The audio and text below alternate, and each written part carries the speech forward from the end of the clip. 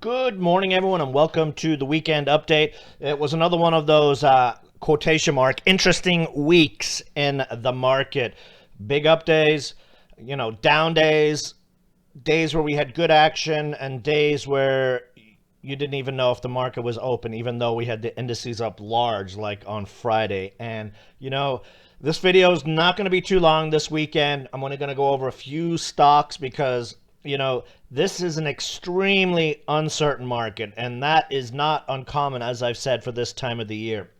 We've got a lot of noise out there. We did have this relief rally over the last couple of days because we kicked the debt ceiling extension to December, which is not a good thing because now the Republicans are definitely saying they're not going to do anything about it. So a couple of things could happen. We could continue to see this crappy kind of tape we're in where you see large caps or the indices look like a mega rally is underway and most stocks in the market are dead, or we actually see some anticipation of another deal and we get a push higher. There's just a lot of negative headlines still floating out there. The next one you'll probably start to hear is the increase in yields for the 10-year Treasury, and of course the Fed tapering.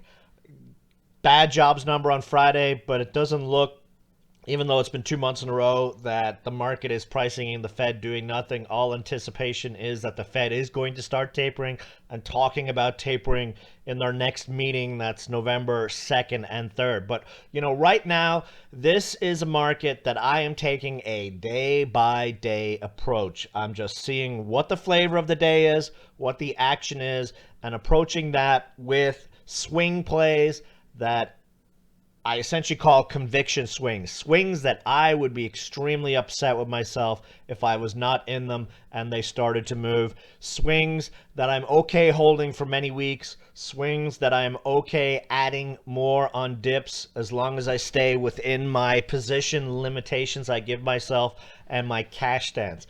As I've been saying, my cash goals right now, my swing account, are to be 85 to 95% plus. Last week I was at 96. I think I'm at like 93. That means I don't have a whole lot of skin in the game. And as I said, my focus is on intraday moves for now while we wait to see what the market does. Now you're looking here. This is a pulled out daily chart. And what you have here are Fibonacci lines. I don't throw these up too often. I talked about it before, but you can see resistance on the Dow, 35.7. Support is the 200-day, 33.5. Big range for the market. We had that rally this week that got halted at the 50-day. That is 2 times the market has tried to break through the 50-day since breaking down through it earlier. If we look over here, you can see this is 2 tests. One of 2 things could happen. Well, 3, of course. I'm going to sound like a CNBC analyst when I say this. Market could break up, market could break down, or be flat. Now, pay me my big salary. I'm joking. 50-day moving average here. Volume on the up moves continues to be lower than volume on the down moves. Not a good thing. We've got a lot of resistant lines out there, which is why I'm parked high in cash and not trying to force things in a market that does not want things forced. If we look at the Qs broke the trend line, bounced right back up, still under the 50-day moving average. Again, as you can see here, sell days, volume is huge. Rally days, the volume is not. Another annoying thing about this market, not that I need to point it out to you, is like on Friday or Thursday or some of these other days this past week, we could have the market up 400 or 500 points and most stocks are flat. And then we see the Dow dip 50 points and it's like Armageddon in small capville. You just see bids disappear, support get pulled, and stocks move down big. There are movers in this market, don't get me wrong. There will always be movers in a market. But the ones that are moving are the junkiest of the junky, and all the volume is just getting pulled in there where traders just flip them over and over with the algos for pennies and ignore stocks with real charts, real DD, etc. It can get very frustrating, a market like this. You need to make sure that you're just chilling, stress-free, and the way I do that is high cash, switch my focus. If things turn around and everything breaks out this week, I have no issues doing a total turnaround and starting to go after and adding to my swing plays. But until I see that kind of action that prompts me to do that, I am in caution mode. AI, look, I mean, the market that we've had, this AI chart absolutely sums it up. And if I need to go over this and why it is, you've not been watching a lot of the videos. Now, let's jump into some stock plays. I'm going to go over stocks that have told us that they have news coming, and those are among the easiest swings, have been in my eyes for the longest time. ADMP, COVID pill trials underway. Phase 2, phase 3. We saw what Merck's pill, that the side effects on that drug, holy smokes. This drug, 21-day trial started September 2nd, 3rd. They're expanding to new sites. I believe they're at 9 sites. That is not something you tend to do on these short-term trials if the drugs suck. At least that's been my observation over the years. This is a very, very, very tight chart. We're looking at the weekly chart here. 110 break, but really it's this 120s area that would set it free. 200-day moving average, 173. Merck had a massive move on its COVID pill news. Can you imagine what a small cap stock could do if it got similar news? And that is why I'm parked in this puppy swinging. OLB has also told us news is coming. Again, these are some of the easiest swing plays in my eyes. Moving average targets. 50-day is at 470. 200-day, 543. Stochastics looking great here on the positive MACD. That last big move that this stock had in late August came on a positive MACD cross off a similar kind of sell-off. And RSI looks really, really good for that press release. PHUN coins. PHUN is one of the cheapest crypto plays out there. Their coin is out there in the market, and they've also got news about their crypto mining business. The merger should have a press release. I'd be very surprised if they didn't in the next few days. Maybe tomorrow, it might be a week from now. They said 30 to 45 days. But some of these companies have been closing these mergers really, really quickly. So a press release on this one and a break through the 50-day at 1, you're looking at a breakout test level up in the 115, 120 area.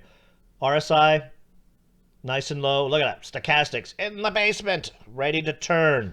Another play just waiting on news. SBET, the whiner of whiner stocks, even though this is an ATM spitting out money every few days. I know everyone wants this stock to go to $17 tomorrow so that they can go and put a down payment on their Lambo. Probably not going to happen, sad to say. But when you're looking at swing plays like this, this is the 15-minute time frame. The amount of whining on this stock, it is rare to find stocks that do this. 465, 412, 496, 425, 525, 424. Possibly on the way to another breakout move. This is on the 15-minute time frame on a breakthrough 465. Look at the ranges on this stock. At least a couple of huge moves every week up and down. If you're not trading these ranges, you're not paying attention to the swing strategy. My swing strategy is a 2-position strategy. I have a swing play and I have a day trade position that I use to make my swing free. I've said this before. People who are crying about I'm down 50% or 25% or whatever it is in a swing play, more times than not, when you actually go and do your summary of all your trades on stocks during the year, and that's actually something swing traders need to get in the habit of doing. If I'm feeling down on a stock and it's really annoying me, other than knowing I own too much and I should be trading emotionless and I need to correct what my position is, other than that, I like to every weekend look at my swing plays, look at my summary for the year, see where I am on that stocks. More times than not, you're going to go, oh, I didn't realize I was so far up on this stock from all my trades over the year. Oh, my current position in SBET right now is free from all the gains I've taken with the moves that it continues to do up and down. These 25, 40, 50-cent moves add up very, very quickly over the courses of weeks. Look what SPRT did. Look what BBIG did. Look what any did. They traded almost the same kind of action, and then finally went on that big move. But before that, those moves were free, and that is why stocks like this are awesome. SYPR, breakout, baby. What can I say? Finally getting the attention it needs. You guys know all the research on this one. This is a position I added to my long-term swing last week. You know the reasons and the rationale behind me adding that. I've got two criteria for a long-term play: domination in a market and possible buyout target. This is a possible buyout target. And I'm only talking on this one on the natural gas side of the business. The space business could be even bigger for these guys. Remember, they got a deep space NASA contract earlier this year. Big, big, big. Nice chart. Market cap is ridiculously low when you look at some of the peers and the moves that they've done recently. And that's all I'm going to say on that. OPTT, Ocean Power Tech, picked up a small swing this past week. Now, I've known this stock for many, many years. This stock has been around for a long time. This has never been an easy stock to trade or own, so just keep that in mind. But when it goes, it goes. Nice support action right here. 200-day moving average is the target. Last stock I'm going to talk about today, and it doesn't mean I'm out of the other plays that I have. I'm just focusing on a few charts today. MOSY Nissan. MOSY is setting up for that move. We had a test of the 50-day moving average on Friday. This is a low float chip shortage play.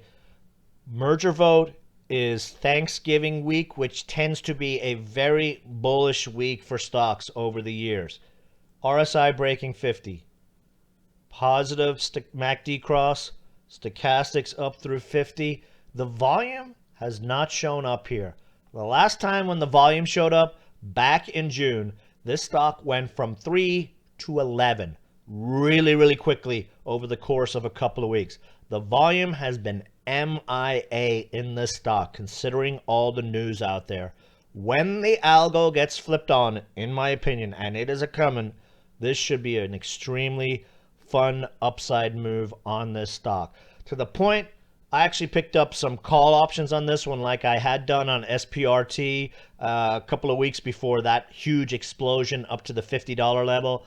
MOSY Nissan, I picked up some 750 call options. November's for now. We'll see what goes, but I mean, why not? The vote is towards the end of November, so that's why I picked up, some gamble. Could lose it all. Could be nice calls on MOSY. That's it for the video, guys. I know I didn't talk about every stock. There's probably going to be 50 messages. What about X and what about Y? Nothing about them. This market is kind of dead right now. It's a day-to-day action. I'm just focusing on the main conviction swings right now with an eye on picking up some more. Have an awesome weekend. See you all in the chat room tomorrow. Bye.